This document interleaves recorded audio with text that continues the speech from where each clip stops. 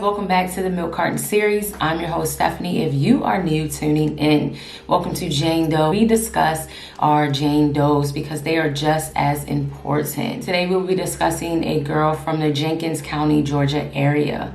On February 12, 1988, two children were walking down Old Perkins Road and Kaiser Road in Jenkins County, Georgia, when they noticed a brown vehicle. As they were approaching this area, they seen two middle-aged individuals sitting inside of this vehicle. Then apparently they also observed one of which throwing something into the dumpster. 2 days later, on February 14th, a man from the hours of 3 p.m. to 4 p.m. was going to discard some cans into the dumpster when he noticed something black inside of it. So he had a pocket knife on him and he decided to go ahead and open it up because he was as curious as to see what it was. Upon his surprise, he seen a woman in a plastic bag inside this duffel bag. Returned to his vehicle in which his girlfriend was sitting in, and they were on their way to pick up a friend who were able to testify that they seen this thing and they seen what was currently in the dumpster. So he did what he was supposed to do. He called the Jenkins County Police Department. And the man also recalls seeing a brown vehicle, same vehicle in which these two children had recalled seeing. And the vehicle left as this man was approaching the area. Upon the police approaching this area, they had to take this dumpster into evidence. They transferred this dumpster to the Georgia Bureau of Investigations in Atlanta. And of course, the body was transferred to autopsy. Now, her body was badly decomposed, so there wasn't really any obvious signs of trauma, but it had appeared that she was suffocated. There was also no drugs in her system, and there wasn't any signs of sexual assault. Her feet were tied together before she was placed inside the dumpster. The dumpster that the Jane Doe's body was found in was used by locals and residents within this area. So someone had to been using this dumpster periodically and knew that someone would be able to find her body. Even recall that this dumpster was discarded the day before the Jane Doe's body was found. So this means that her body was either placed right after or into those hours leading into February 12th, just exactly when the two children had seen this brown vehicle and these two middle-aged men. So at least one person had noticed there was a scent in the area, but no one further to call law enforcement at this time. Probably could have been scared, to say the least. And then a lot of people called in because there was a Jane Doe sketch that was sent out to the media, but a lot of people were calling in and it certainly didn't match with what was. There was one case where a lot of people thought this man had committed the crime because he had killed his children and he did have a girlfriend of the Asian descent. But any correlation to attaching to this case is that Johnny Young had committed this crime. He was 23 at the time and he had moved from Orlando to this area in Georgia. He came in around February 17, 1988, alleging that he was involved in the death of this Jane Doe.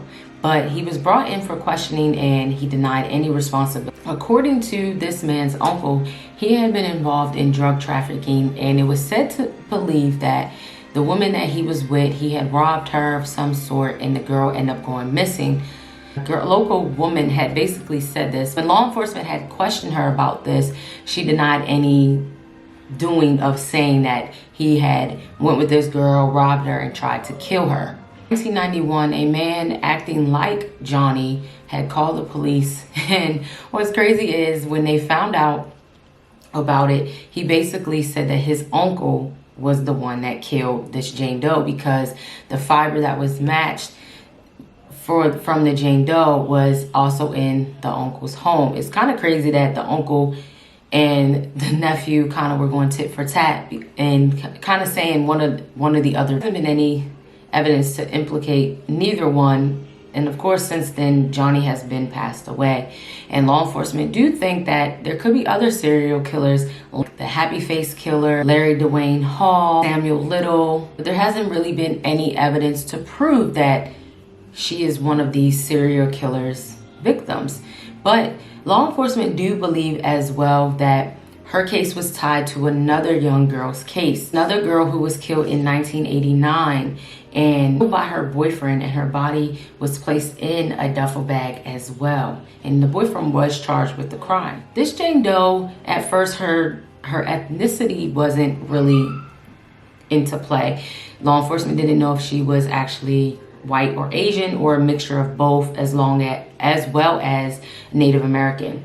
But through testing, it has said that this Jane Doe was actually an Asian heritage, with some being of Native American as well. The original age was set to be around 20 to 30 years old, but law enforcement have since changed it to the age of 16 to 25. Stood between 5'4" and 5'6". She has a slim build and preferably weighing about 135 to 145 pounds. She had thick, dark brown, long hair.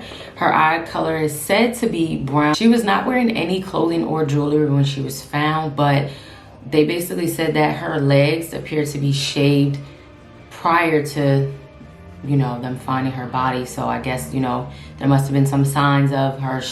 First items that was found inside the duffel bag with her, there was a green pillow. The bedspread that was with her appeared to came from like a household and not like a hotel. To catch a break, law enforcement tried to trace back the bedding to either South Korea, because it had said that a lot of human traffickers come from China or Chinese descent, and so they want to kind of to rule out, because a lot of people, I guess, bring these young girls to Georgia.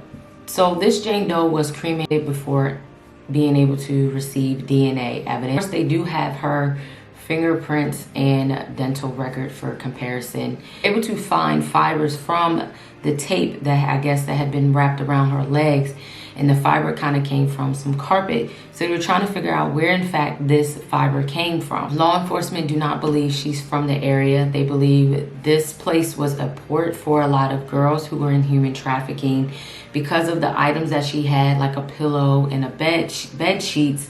It didn't really make sense at all. There hasn't really been any word on that, but that's just what law enforcement said to believe.